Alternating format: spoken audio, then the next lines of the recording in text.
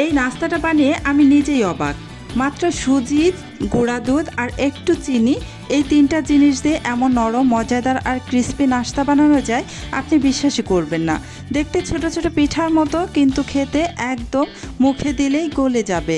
একবার বানালে শুধু পরিবারের না, পাশের বাসা থেকেও রিকোয়েস্ট আসবে।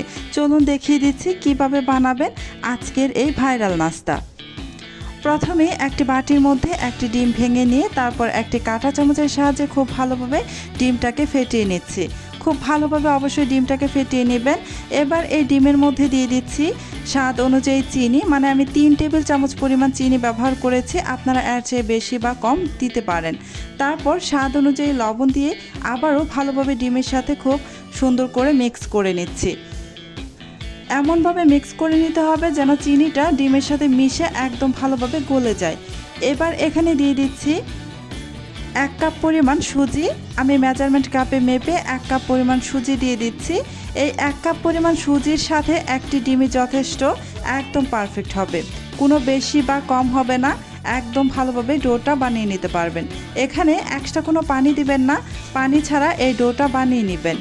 আমি একটি কাঁটা চামচের সাহায্যে নাড়াচাড়া করে ভালোভাবে ডিমের সাথে সুজিটা মিশিয়ে নিচ্ছি, দেখতেই পাচ্ছেন।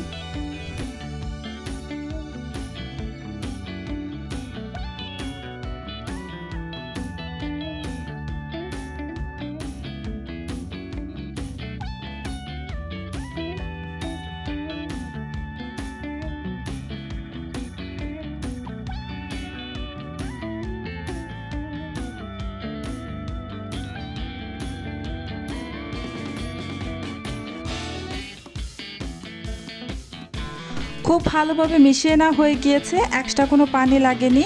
এবার ঢাকনা দিয়ে ঢেকে প্রায় 10 থেকে 15 মিনিটের মতো রেস্টে রেখে দেব। এতে করে সুজিটা একদম সফট হয়ে যাবে।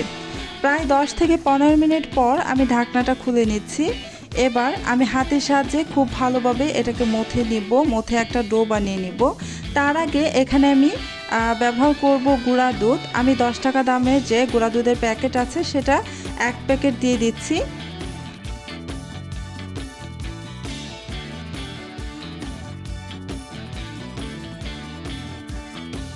হাত দিয়ে ভালোভাবে গুঁড়া দুধ সুজির সাথে মিশিয়ে নিতে হবে। খুব ভালোভাবে মিশিয়ে নেবেন আর মিশিয়ে একটা ডো বানিয়ে নেবেন।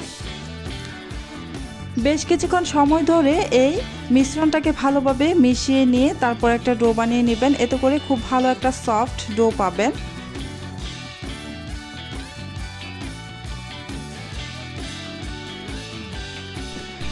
আমার এখানে 1 কাপ পরিমাণ সুজির সাথে একটি মাত্র ডিম দিয়ে পারফেক্ট একটা ডো আমি বানিয়ে নিতে পেরেছি।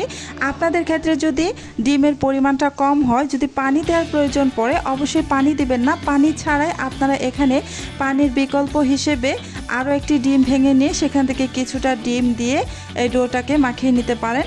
তবে আমি মনে করি 1 কাপ সুজি দিয়ে একটি ডিম দিয়ে একদম পারফেক্ট একটা ডো আপনারা বানাতে পারবেন। এই যে আমার ডোটা বানিয়ে নেওয়া হয়ে গিয়েছে, তারপর আমি এই যে নাস্তার শেপগুলো দিয়ে দিয়েছি। আমি গোল গোল করে নিয়ে তারপর শেপটা করে নিয়েছি। আপনারা অন্যান্য যে কোনো শেপে নাস্তার শেপটা দিতে পারেন। এবার চুলায় একটা প্যানের মধ্যে পর্যাপ্ত পরিমাণে সয়াবিন তেল দিয়ে গরম করে তারপর এখানে নাস্তাগুলো দিয়ে দিলাম। চুলার আঁচ মিডিয়াম টু লো আঁচের মাঝামাঝিতে রেখে আমি এই নাস্তাগুলোকে উল্টে পাল্টে ভেজে নেব। অবশ্যই চুলার আঁচ হাই ফ্লেমে দিয়ে নাস্তাগুলো ভাজতে যাবেন না, এতে করে খুব দ্রুত কালার চলে আসবে আর নাস্তাগুলো ভেতর পর্যন্ত কুক হবে না। এই যে কিছুক্ষণ পর পর আমি উল্টে পাল্টে নাস্তাগুলোকে ভেজে নিচ্ছি। আমার 2-1টা নাস্তা এখানে ভাজা হয়ে গিয়েছে, তা আমি সেগুলোকে উঠিয়ে নিচ্ছি, নয়তো খুব বেশি পুড়ে যেতে পারে। আর বাকিগুলোকেও আমি সেমভাবেই ভেজে নিচ্ছি। এই যে নাস্তাগুলো আমার ভাজা হয়ে গিয়েছে, এবার আমি নামিয়ে নিচ্ছি। একবার বানিয়ে দেখুন, আমি গ্যারান্টি দিচ্ছি আপনি নিজেই অবাক হয়ে যাবেন। এত অল্প সময়ে আর একদম কম উপকরণে এই নাস্তাটা খেতে যে কি মজার হয়। আপনারা ঝটপট বিকেলে চায়ের সাথে এই নাস্তাটা পরিবেশন করতে পারেন। আমার আজকের এই রেসিপিটা আপনাদের কাছে কেমন লেগেছে কমেন্টের মাধ্যমে অবশ্যই জানাবেন।